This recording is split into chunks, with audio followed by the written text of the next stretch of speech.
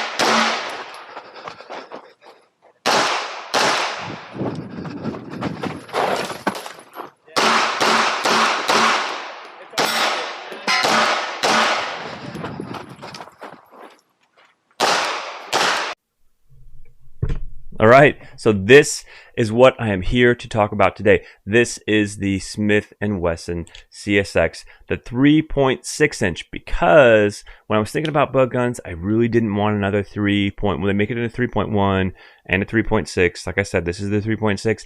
I didn't want another. I've got plenty of 365s. That's 3.1, and I thought, let's give this XL size a try, because most XL size guns, if you work them over, can fit in the bug box, and this one will too. I'll talk about that more in the pros kind of cons section. But speaking of that, let's get into it. So first pro is that this is the first, well, maybe not the first, but one of the first fully ambidextrous micro compacts, certainly the first single action only. Fully ambidextrous micro compact. You can see right there where I scuffed up the frame because I'm an idiot. But it comes with a magazine release, separate magazine release that you can swap over to be lefty friendly, and it is already got a slide release on both sides of the gun, as well as the manual safety on both sides of the gun. So pretty awesome. It comes cut for a dot. This is the small footprint. I'm going to say the 407K footprint, but that's not the original, but the 407K footprint. But on it, I have the Smith & Wesson Defender CCW. I kind of put this together to mimic my 2311, which is in the safe over there. But it's a single action gun. It fits in my hand well. It's kind of the little brother or the carry gun brother to the 2311. Not that you couldn't carry the 2311, but I don't. The base pads, these are from NDZ, and I'll talk about the base pads, just the base pads in general for the gun here in a minute.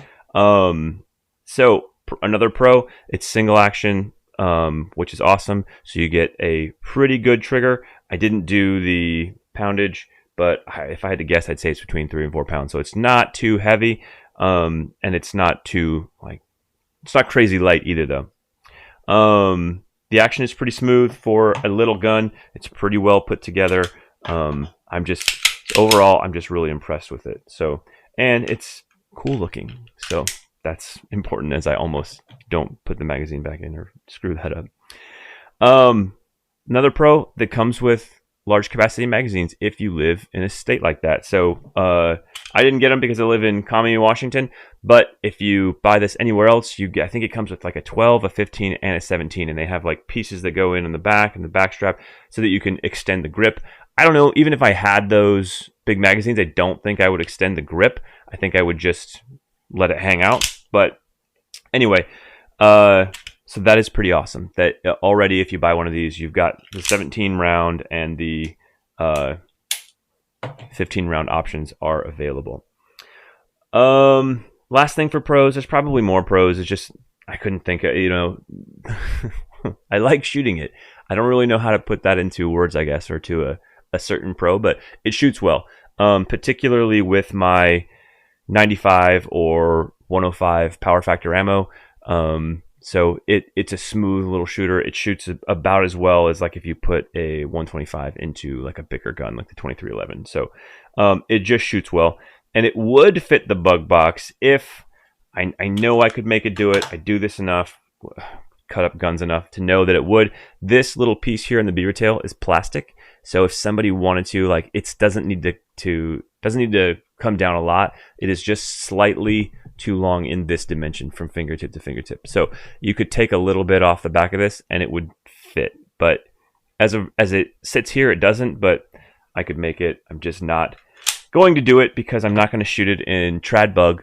I'm only going to shoot it in bug optics. And so far, bug optics size guns are whatever I say they are. So that's it. But anyway, hopefully that'll all get ironed out. I have ideas of what it should be. I'm not just doing whatever I want, but I do have ideas of what it should be. Maybe I'll talk about that at some point later.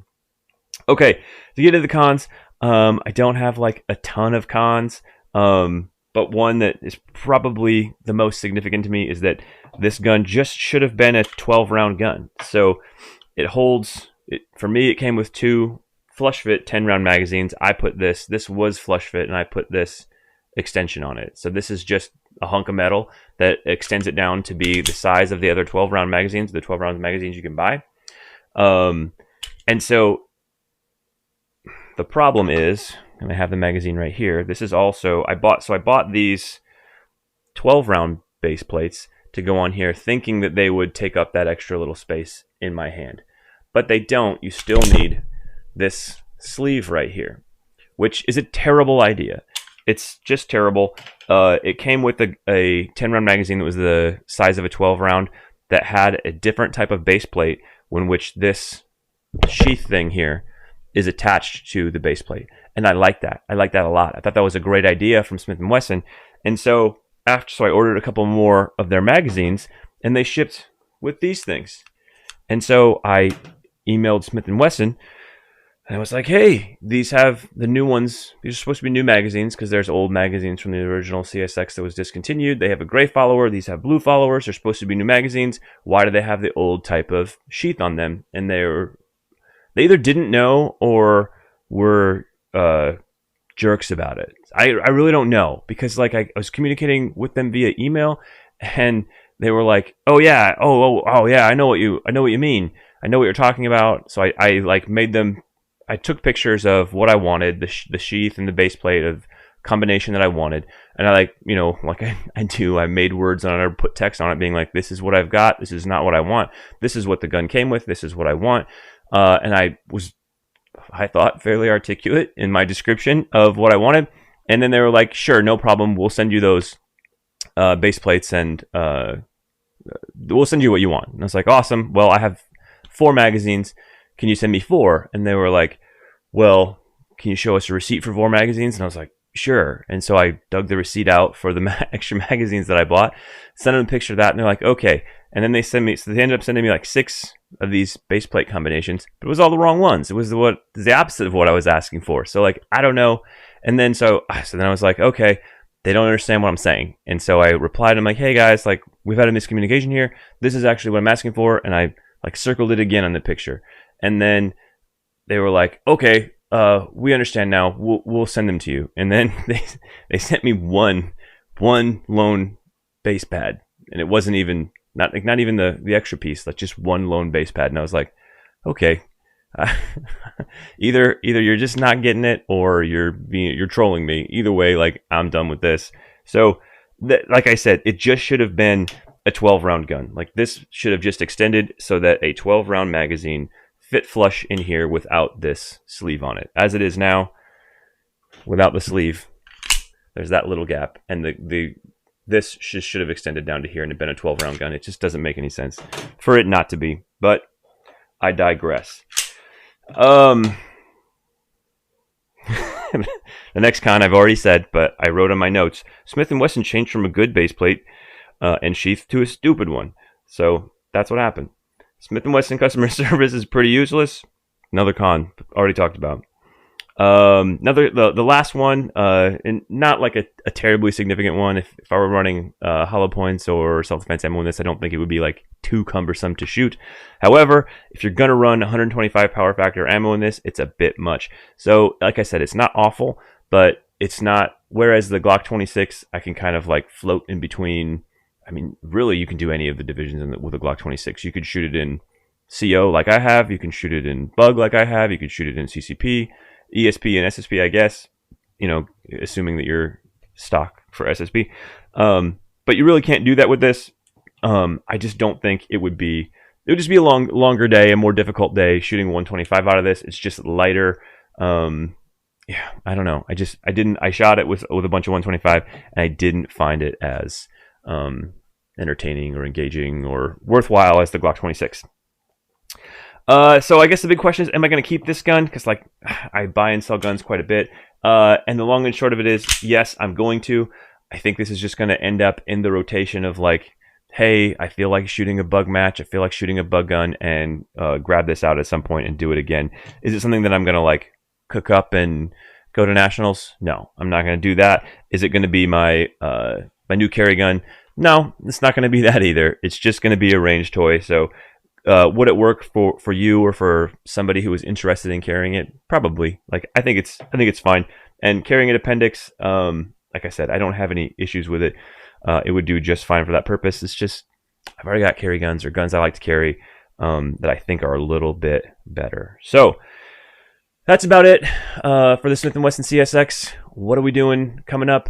Well, we've got let me see. Oh, Idaho State at the beginning of September, kind of relaxing in through August.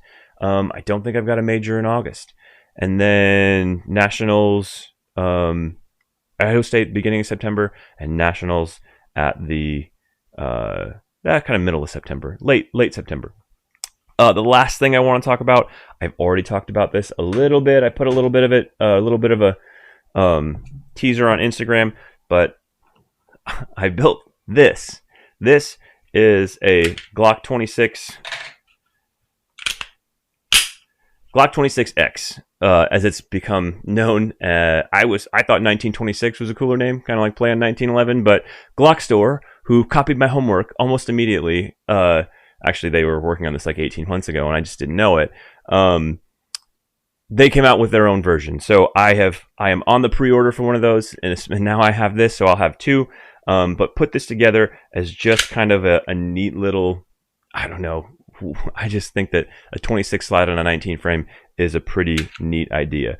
And if you're wondering, this is a TLR 6 for a Glock 19, and it still fits on the 1926. So pretty interesting. Just kind of wanted to introduce that. I think I'm going to be shooting this for the rest of the season, and we'll see. So the Glock Store frame that I have on the way.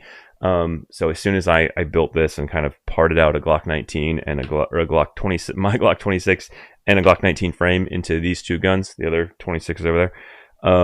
They came out with the 26X frame on Glock Store, and I put down the money. It was relatively cheap, like $150, $190 with tax and shipping. And so they say they're going to ship in early September. So I don't know if I'm going to have it by Nationals, but I've got this one and another Glock 26. So if something goes wrong, I'll use this, and like I said, if something goes wrong, we'll use the Glock 26 as a backup. So excited to see how that goes. And yeah, that's it, guys. If you have the time and the means, check out www.idpa.com. dz-214.com, where you can donate to all the vetted veterans charities that we support. We will see you in September in Idaho and then Dallas.